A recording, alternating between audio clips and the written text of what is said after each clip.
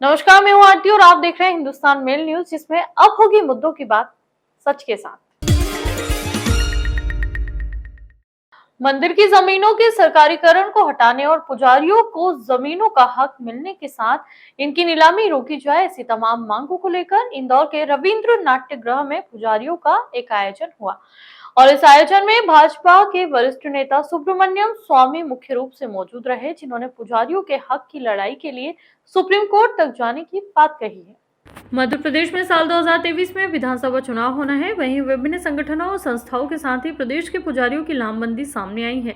जहां इंदौर के आरएनटी मार्ग स्थित रविंद्र नाट्य गृह में आज प्रदेश के लगभग सभी जिलों के पुजारियों का जमावड़ा लग गया। दरअसल पुजारियों की प्रदेश सरकार से मांग है कि मुख्यमंत्री शिवराज सिंह चौहान ने हाल ही में घोषणा की थी कि मंदिरों का सरकारीकरण से मुक्ति मिल जाएगी और जमीनों की नीलामी भी रोकी जाएगी, किंतु धरातल पर इसके विपरीत काम हो रहा है। पुजारी संघ के युवा आदित्य जोशी की माने तो जमीनों की नीलामी के आदेश रतलाम और जावरा में हाल ही में सामने आए हैं, जो कि मुख्यमंत्री शिवराज सिंह चौहान की घोषणा के तुरंत बाद हुए हैं, जिसको लेकर हमने हाईकोर्ट में भी चुनौती दी है और स्टे भी प्राप्त कर लिया है। उन्होंने कहा कि हम चाहते हैं कि कलेक्टर के मंदिर की जमीन पर प्रबंधक के तौर पर प्रविष्टियां जो दिल्ली में हुई है वह खत्म होना चाहिए। मंदिरों को सरकारीकरण से पूर्ण रूप से मुक्ति मिलना चाहिए। साथ ही उन्होंने कहा कि बीजेपी और कांग्रेस दोनों सरकारों के कार्यकाल पर प्रश्न चिन्ह लगाते हुए यह भी कहा कि पुजारियों के हक में दोनों दलों की सरकारों ने सुनवाई नहीं की। भाजपा के वरिष्ठ नेता सुब्रमण्यम स्वामी ने कहा कि जब सरकार ने जमीनों की नीलामी और जमीनों को बांटने से रोक लगाने की बात कही, फिर भी यह काम हो रहे हैं और हाईकोर्ट से स्टे भी मिला है, और यदि फिर भी यह सब नहीं रुकता तो मैं सुप्रीम कोर्ट के संज्ञान में भी यह मामला लाऊंगा। मुख्यमंत्री को लेकर कहा कि बीजेपी के सिद्धांत के खिलाफ मत जाइए। मैं यहाँ इंदौर में आया हूँ क्योंकि सारे लोग यहाँ इकट्ठे हो रहे थे और यहाँ की सरकार पत्रकारों को एक बात करती है और दूसरे करती है। अब जब मुख्यमंत्री ने कहा कि मैं सारे मंदिरों को वापस कर रहा हूँ, लेकिन वो वापस नहीं हो रहे हैं, वो उसकी ज़मीन को बांट दे रहे हैं, नीलाम कर रहे हैं। ये तो हाई कोर्ट ने भी स्टे दिया है और फिर भी हो रहा है, तो फिर ये तो एक अपराध हो जाएगा और यदि आवश्यक पड़े तो मैं सुप्रीम कोर्ट में भी इसको ध्यान में ला सकता हूँ कि हाई कोर्ट के ऑर्डर को नहीं मान रहे हैं, तो इसीलिए इनको एक बहुत बड़ी सज़ा मिलनी चाहिए। तो मैं यहाँ के मुख्यमंत्री से मैं आग्रह करता हूँ कि आप कम से कम हमारी सिद्धांत जो बीजेपी का सिद्धांत है उसके विरुद्ध में मत जाइए। आपको ये जो कर रहे हैं ये तो सारा हमारी जो मूलभूत जो हमारी जो सिद्धांत है उसके विरुद्ध में है, और यदि आप नहीं इसको करेंगे तो फिर हम लोगों को कार्य करना पड़ेगा और यदि आवश्यक पड़े तो आंदोलन भी करना पड़ेगा। ये धर्म संस्थापनार्थाय सुघोष कार्यक्रम सभी पुजारी बंधुओं द्वारा आयोजित किया गया है, जिसमें हमारे मुख्य अतिथि डॉक्टर सुब्रमण्यम स्वामी जी हैं, जो हमें हमारे लीगल राइट्स बताने के लिए यहाँ पर मौजूद है। किस तरह की समस्याएं हैं अभी पुजारियों को? जी, अभी जैसे मुख्यमंत्री श्री शिवराज सिंह जी चौहान ने परशुराम जी की जयंती के अवसर पर घोषणा की थी कि मंदिरों को सरकारीकरण से मुक्त किया जाएगा एवं जमीन नीलामी रोक दी जाएगी, लेकिन धरातल पर इसके बिल्कुल विपरीत काम हो रहा है। जावरा में नीलामी के आदेश निकले, रतलाम में नीलामी के आदेश निकले, इस घोषणा के तुरंत बाद ये नीलामियों के आदेश निकले हैं, जिसको हमने हाईकोर्ट में चुनौती दी है और स्टे प्राप्त किया है। आगे क्या रणनीति? आगे हमारी ये रणनीति है कि हम सरकार को कई बार हमारी परेशानियां बता चुके हैं कि भाई मठ मंदिरों को सरकारीकरण से मुक्त किया जाए, और जो हमारी जो परंपराएं चली आ रही है पीढ़ी दर पीढ़ी से हमारी जो परंपराएं चली आ रही है, हम मंदिर को संभालते आ रहे हैं शुरू से, तो इसमें सरकार का कोई काम नहीं है। ज़मीनें भी हम संभाल रहे थे, मंदिर भी हम संभाल रहे थे, तो इसमें सरकार का कोई भी काम नहीं है। हम ये चाहते हैं कि कलेक्टर की जो प्रविष्टि डली हुई है प्रबंधक के तौर पे, उसको ख़त्म किया जाए, सरकारीकरण से पूर्ण मुक्ति दी जाए मंदिरों को। भाजपा के पूर्व केंद्रीय मंत्री सुब्रमण्यम स्वामी हमेशा अपने बयानों को लेकर चर्चा में रहते हैं। वहीं आज एक दिवसीय दौरे पर पूर्व केंद्रीय मंत्री सुब्रमण्यम स्वामी इंदौर पहुंचे, जहां रविंद्र नाट्य गृह ब्राह्मण समाज के कार्यक्रम में शिरकत की। इस दौरान पूर्व केंद्रीय मंत्री सुब्रमण्यम स्वामी ने अपनी ही भारतीय जनता पार्टी केंद्र व राज्य सरकार को लेकर जमकर आड़े हाथों लिया। आगामी 2023 मध्य प्रदेश विधानसभा चुनाव को लेकर उन्होंने कहा कि मध्य प्रदेश में चुनाव होने पर जिस प्रकार से मध्य प्रदेश मंदिर का उल्लंघन होगा और हमारे साधु सन्यासियों की उपेक्षा होगी, तो मैं समझता हूं कि बीजेपी के लिए काफी मुश्किल विधानसभा चुनाव होगा। वहीं नेपाल के प्रधानमंत्री पुष्पकमल दहल प्रचंड आज अपने 2 दिवसीय दौरे को लेकर मध्य प्रदेश में आए हैं। उसको लेकर उन्होंने कहा कि नेपाल के प्रधानमंत्री मेरे मित्र हैं, यह सवाल उससे पूछो। वहीं 2024 लोकसभा चुनाव में कांग्रेस का एक गुट प्रियंका गांधी को प्रधानमंत्री उम्मीदवार बनाने की बात कर रहा है, जिस पर पूर्व केंद्रीय मंत्री सुब्रमण्यम स्वामी ने कहा कि यह कांग्रेस का निजी मसला है। यदि वह प्रियंका गांधी को प्रधानमंत्री बनाते हैं तो उन्हें अधिकार है, इससे ज़्यादा क्या होगा।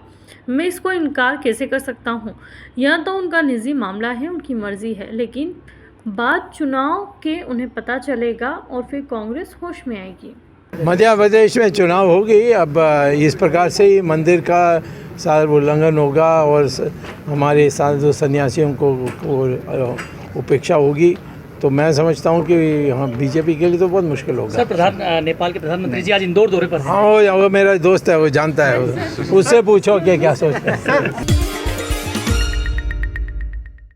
मध्य प्रदेश की सांस्कृतिक मंत्री उषा ठाकुर द्वारा कांग्रेस के भ्रष्टाचार के सवाल पर ही सवाल खड़े करते हुए बीती 15 माह की कांग्रेस की सरकार को स्थानांतरण की सरकार बताते हुए देश की एकता और आजीवन भर खंडित करने वाला कांग्रेसियों को बताया है। दरअसल राज्यसभा सांसद दिग्विजय सिंह द्वारा पिछले दिनों भाजपा पर सवाल खड़े करते हुए सरकार को भ्रष्ट बताया गया था और उसी को लेकर प्रदेश की सांस्कृतिक मंत्री उषा ठाकुर, हमेशा अपने तीखे बयानों के लिए जानी जाने वाली मंत्री ने एक बार फिर उन्होंने मीडिया से चर्चा के दौरान कहा कि कांग्रेस को तो भ्रष्टाचार के बारे में बात करने का हक नहीं है, क्योंकि जब 15 महीनों की कांग्रेस की सरकार थी तब हस्तांतरण के नाम पर ही भ्रष्टाचार हो रहा था।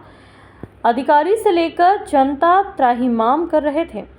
इस कारण से कांग्रेस के लोगों को भ्रष्टाचार पर यह बात नहीं करना चाहिए। इसी के साथ जिस तरह से आरएसएस और बजरंग दल पर प्रतिबंध लगाने को लेकर सवाल किया गया, तो उन्होंने कहा कि कांग्रेस केवल जीवन भर तुष्टीकरण की राजनीति करती आई है और उनका जीवन इसी में बीत गया है।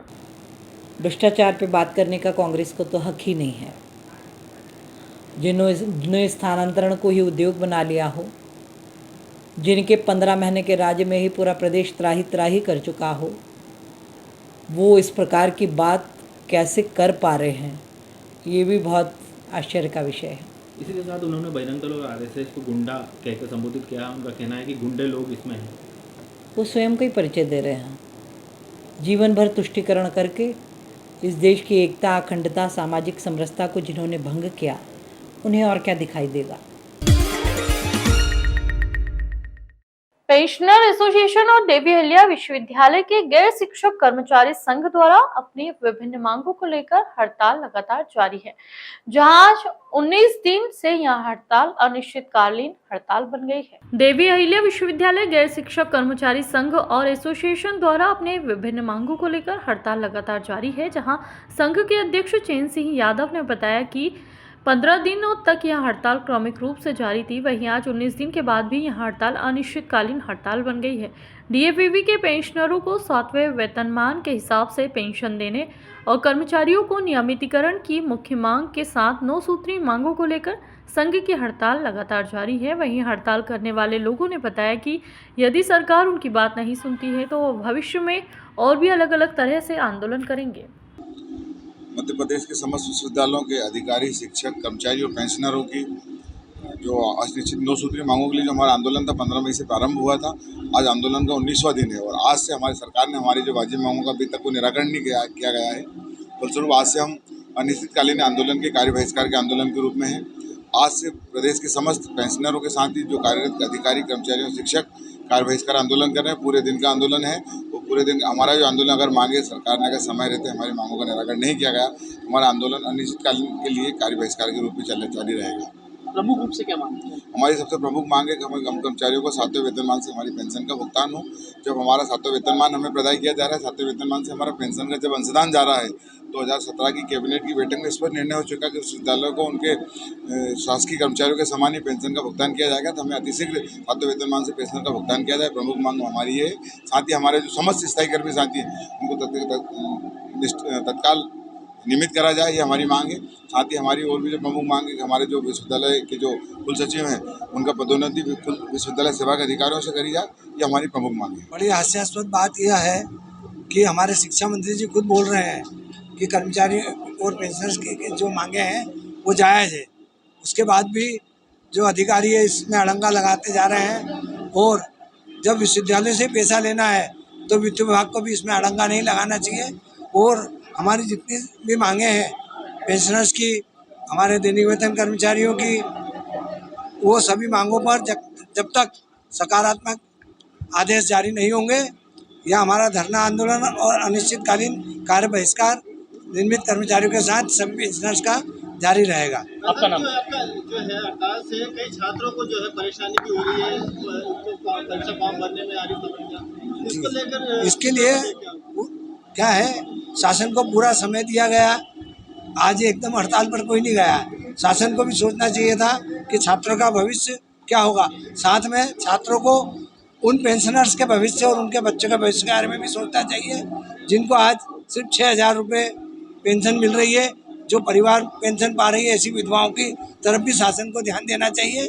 और इस महंगाई के ज़माने में जितनी जल्दी हो सके 7वें वेतनमान से हमें आदेश प्रदान करें, 7वें वेतनमान से पेंशन प्रदान करें। इंदौर के कोतवाली थाना क्षेत्र में गाड़ी पार्किंग को लेकर कुछ अज्ञात बदमाशों द्वारा वहीं पर एक व्यापार व्यवसाय करने वाले 4 व्यक्तियों पर हमला कर दिया। हथियारबंद बदमाशों ने चाकू मारकर 4 युवकों को घायल कर दिया है। घटना की जानकारी मिलते ही सेंट्रल कोतवाली पुलिस मौके पर पहुंची और मामले को शांत करा। घायलों को एमवाय अस्पताल ले जाया गया है। पुलिस के मुताबिक घटना सेंट्रल कोतवाली थाना क्षेत्र के समीप बनी कॉस्मेटिक की दुकानों के बाहर हुई है। पार्किंग को लेकर 2 पक्षों में विवाद हुआ था, जिसमें प्रथम भरत, सोनू और श्याम नामक 4 युवक घायल हुए हैं। वहीं बदमाशों द्वारा युवकों पर धारदार हथियारों से हमला किया गया है। वहीं घटना के वीडियो सामने आने के बाद पुलिस आरोपियों की तलाश कर रही है। घायलों के परिजनों ने बताया कि दुकान व्यवसायी ने आरोप लगाते हुए कहा कि बदमाश आए दिन अवैध वसूली और गुंडागर्दी करते रहते हैं, जिसकी शिकायत कई बार थाने पर दर्ज करा चुके हैं, लेकिन उसके बावजूद आज भी कुछ बदमाश आए और विवाद कर रहे थे। घायलों की स्थिति अभी सामान्य बताई जा रही है। वहीं पुलिस सीसीटीवी फुटेज के आधार पर बदमाशों की तलाश की बात कर रही है। क्या घटनाक्रम हुआ है? ये छोगालाल मार्ग जो है रानीपुरा में, यहाँ कोई गाड़ी पार्किंग की खड़ी करने की बात को लेकर कोई लड़ाई झगड़ा मारपीट हुई है, जिसमें 4 व्यक्ति घायल हुए हैं। तो चारों व्यक्ति को जो है अभी एमवाय इंदौर लाया है और उनका इलाज चल रहा है। और उनका जो घायल व्यक्तियों का नाम है, तो प्रथम पिता प्रथम उर्फ सोनू, राहुल पिता सुरेश, भरत पिता लालचंद, श्याम कोचले, ये लोग घायल है और इनको इलाज इनका चल रहा है। विवाद है मोटरसाइकिल खड़ी करने की बात को लेकर। किसकी दुकान है? क्या पार्किंग? ये पार्किंग नहीं है, वो किसी का मकान है। वो पूरा क्लियर जो होगा तो इसमें सामने आएगा। अभी वो हमलावर बता नहीं पा रहा है, ये नाम नहीं क्लियर कर पा रहा है वो। यदि वो ये चीज बता रहा है कि 3-4 लोगों ने मिलकर उनके साथ मारपीट की। क्या आपराधिक प्रवृत्ति के लोग हैं? नहीं, ये तो अभी जानकारी नहीं है। जैसा भी आगे वीडियो या वो भी सामने आए हैं किस तरह के? वीडियो अभी हमारे पास नहीं है, लेकिन 3-4 लोगों का मारपीट का बता रहे हैं और उनका इलाज चल रहा है। तो जैसा उनके स्टेटमेंट के अनुसार जैसे कि कार्रवाई होगी विधि अनुसार की जाएगी। घायलों की क्या स्थिति है? घायलों की अभी स्थिति ये है कि सोनोग्राफी वगैरह हुई है उनकी, 2 सामान्य है उसमें, और जिनको एक सोनोग्राफी हुई है, एक पेट में हल्का सा चोट है और एक का सिर और सीट पे दर्द है। धारदार हथियार से हमला हुआ? हाँ, कोई चाकू वाकू बता रहा है ये कि चाकू से मारपीट की है। आपका परिचय? SI रमेश चंद सेंट्रल कोतवाली। फिलहाल के लिए इतना ही। ऐसी अन्य खबरों के लिए देखते रहिए हिंदुस्तान मेल न्यूज और चैनल को सब्सक्राइब करना ना भूलें।